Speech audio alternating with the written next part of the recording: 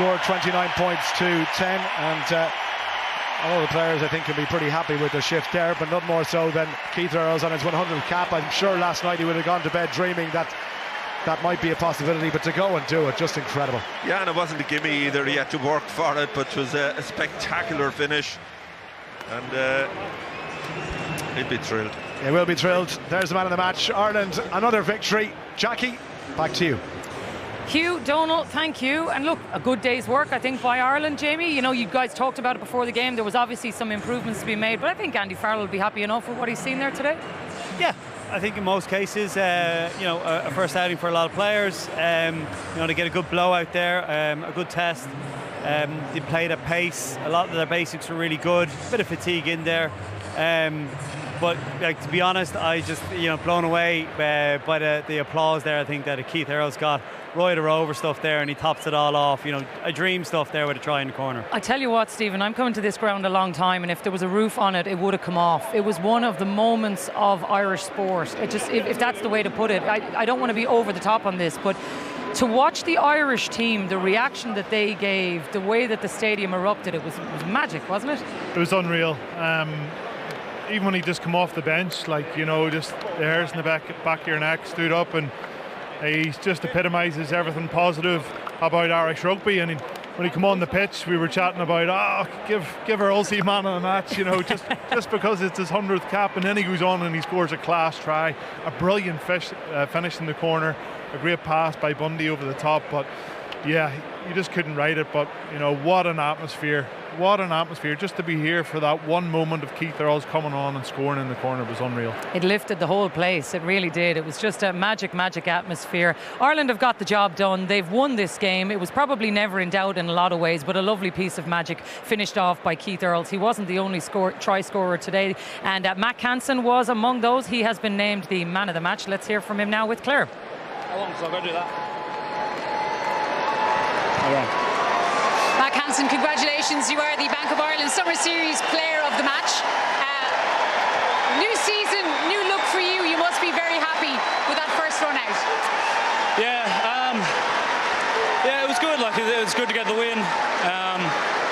Probably didn't play as good as we wanted to. We came in feeling really confident this week that we could put them away. And to be fair, they're a tough team. They gave it everything they had as well, and they put us under a lot of pressure. But there's a few mistakes we still need to fix up before going to the World Cup. Lots of nice moments from you. We had that crossfield kick for the Ringrose try, and then you got over for one of your own. Yeah. It's we talk about it a lot. Faz just gives us the license to go out and play a game, and I'm just fortunate to have so many. I say it all the time. Just fortunate to have so many good players around me. You had the man advantage, of course, in the end, but you finished it out ruthlessly. Say again? You finished out the game quite ruthlessly. You had that man advantage at the end. So you finished out the game ruthlessly. Yeah, it was. As I said, there's still plenty there that we kind of need to fix up if we want to be lifting that Webb Ellis at the end in a couple of months. So it was good to hold them out and hold them to 10 points. But that's all I can really say. Faz will be mad at me if I say we played really well. Congratulations, Mack. Thank you. Oh, well, he's doing a good job of keeping the lid on in spite of the fans are getting into it. But look, maybe he's right, though. Let's just say job done. Lots of things to work on, and he's definitely playing his part in that as well. Yeah, he's box office. Every time he's on, you always want to hear what he's going to say, and he backs it up when he plays as well. He was fantastic today, and I think what you saw today, Jamie spoke about Ireland having brilliant basics, but you also saw how comfortable Ireland were when the game went unstructured. Like, you had players stepping up into first. You had your blindside wing. You had Mack Hansen, giving crossfield kicks. You had players interchangeable in all their positions, and it showed up where England are at versus where Ireland are at. England looked so uncomfortable when the game went beyond 3-4 phases, whereas Ireland looked like they revelled in that, and that's where they were looking to take teams. That's crucial as well, to be fair, with our World Cup coming up, because we're definitely going to want to have versatility and a lot of brilliant players. We've also obviously had to have a new captain in place as well today, with Johnny Sexton out of the picture, and James Ryan has stepped up very admirably, and he is with Claire.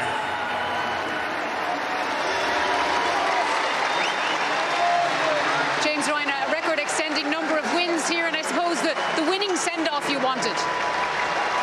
Yeah, exactly. You know, we were excited to get to play at home this week. You know, last time playing here at home before we head off to France. So there was a huge amount to play for. As you said, we've a good win record here at home. A lot of guys' first opportunity to take a claim for the squad, and obviously Keith Earls' 100 cap. So there was a lot to play for this week, and we're pleased we got the results. You know, pretty sloppy first half, but I thought we built it much better in the second half. Yeah, some lovely scenes there, wasn't there? And Keith Earls finishing off in fairy tale style. It was amazing, yeah. Like, it really is some achievement. Only the ninth player to reach that milestone. And you think about the number of players that played for Ireland, you know, well over 1,000 players. So it's amazing to see him get in the corner there. It was class. You're off to Bayonne next weekend. Are you happy with the sort of shape and the form and how the preparations are going of the tournament just around the corner? Yeah. Look, a lot of guys' first opportunity to get match minutes under their belt today, and good to get a win. Definitely a lot we can look at improving next week. Yeah, hopefully we can improve on that performance next week in Samoa, and then we should be in a good spot heading into France, hopefully. Thanks, James. Thank you. A fourth consecutive victory against England, and Ireland are up and running with their World Cup warm-ups. They're certainly putting in performances that have pleased the new and the old as well. And no doubt about it, the man of the moment today, Keith Earls, becoming just the 9th Irish player to hit a century. He's with Claire. Keith Earls, congratulations. You're here surrounded by family. What was that like? I mean, such a moment in the Aviva. Yeah, it was, I was just saying there, it was a tough week. I suppose we're all the attention on the 100 cap, but look, I'm delighted I done it. I tried to get my wife and kids to stay away and just stay in the background, but they told me I regret it. I'm happy I'm done it now, and yeah, it all worked out well. I know, because it was a few years coming, wasn't it? And there was injuries there. Was there a time you didn't think you'd see it? Yeah, it was. Look, I think I've been waiting to get these 2 caps since the New Zealand tour, you know, and look, to get it the way it worked out in Dublin against England, you know, there was no better way, and yeah, I'm very grateful to do it. And what about that try? It was very acrobatic. You're really trying to get Andy to get you on that plane, aren't you? Yeah, look, I think it was Bundy's pass. I give out him for the pass, made it a bit hard for me, but it's just in them situations when you're running for the corner, there's no doubt, so I have to dive, because I suppose they could be coming in, try and push you into touch, so but, yeah, probably a bit over the top, but I enjoyed it. Could you have dreamed of this day back 15 years ago in 2008? You made your debut in Thomond Park. You scored on your first touch that day, didn't you? Yeah, I did, and yeah, it's crazy how long and the journey I'm after being on. You know, more downs than ups, but I think the ups are starting to come now the last couple of months. That makes it all worthwhile. And it'd be nice to round it all off with another trip, your 4th trip to a World Cup, wouldn't it? Yeah, it would. Look, I'll just enjoy tonight. I suppose the coaches have a tough job now of selecting the 33, and look, we'll just wait and see. Congratulations on today, well done. Cheers, thank you.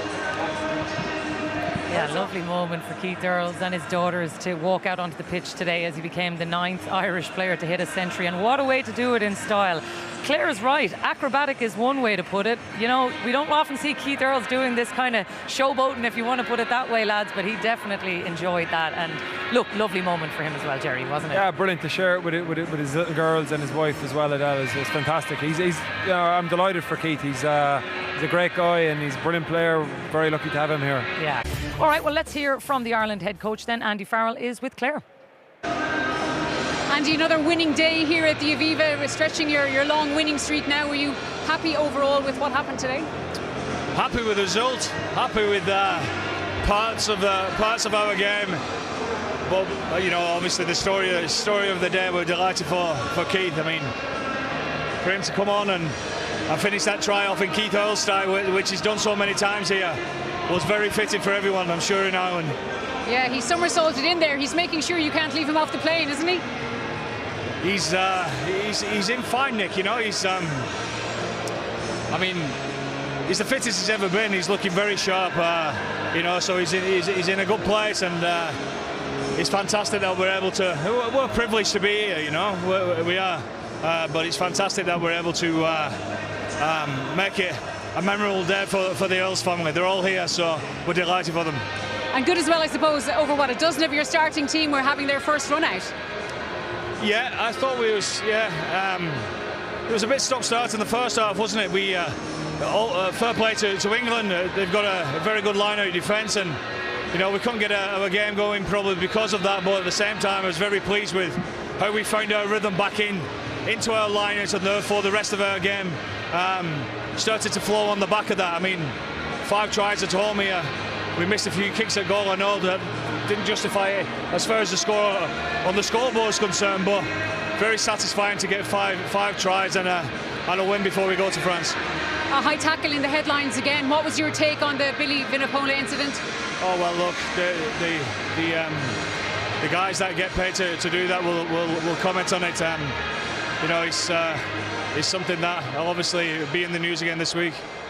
In terms of injuries, Lowe and Bundy, do they pass the HIA? Do they? So Dan Sheehan is the only one? Dan had a bit of a sore foot, so I suppose we'll get him checked out and see how that is. So hopefully, fingers crossed.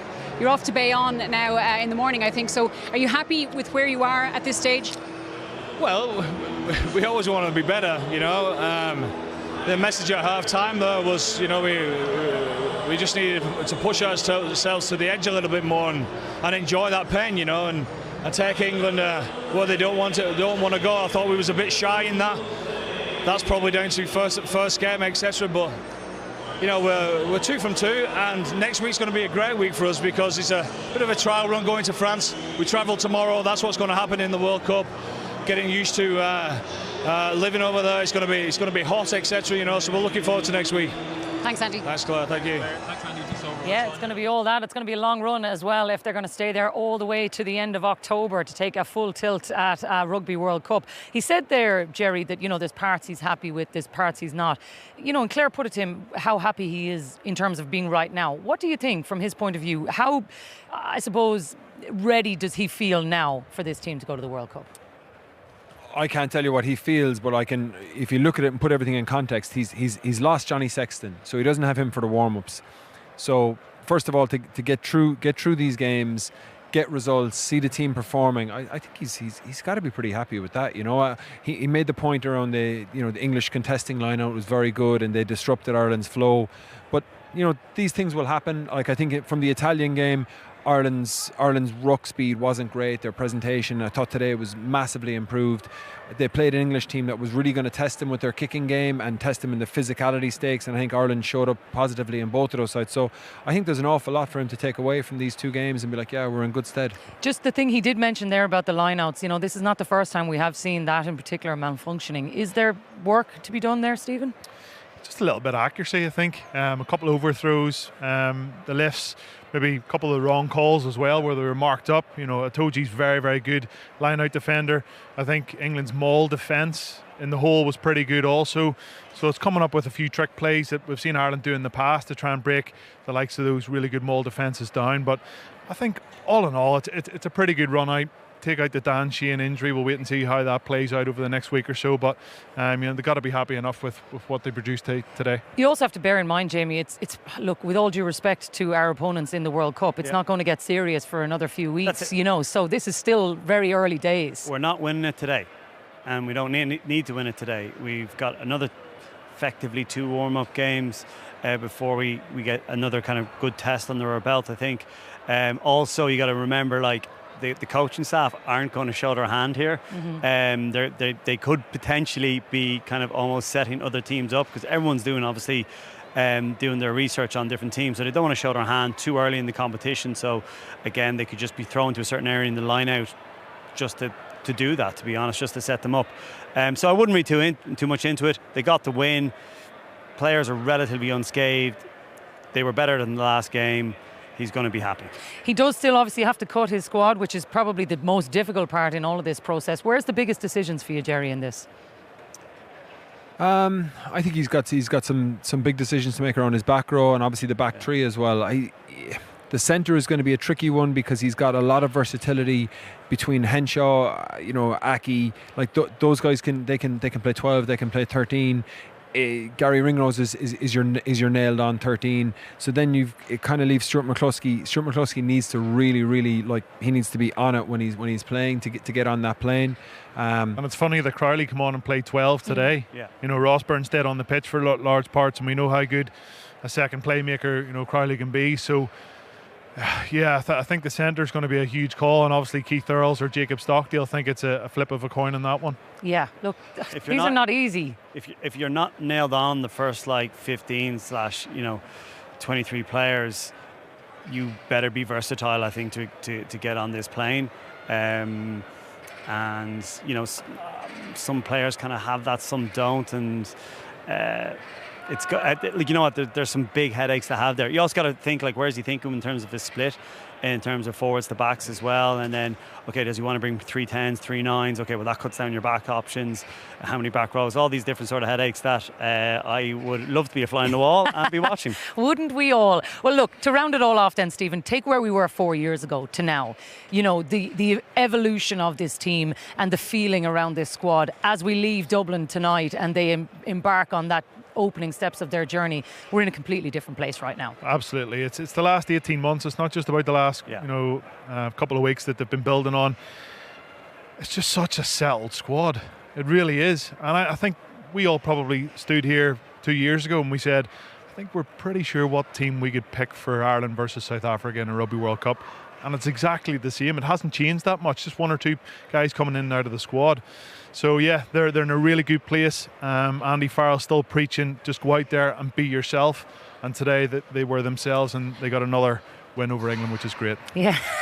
Always great. You enjoyed that is for sure. Well, look, we're going to have to leave it there. My thanks to Jerry, to Jamie and to Stephen for their company. We will be back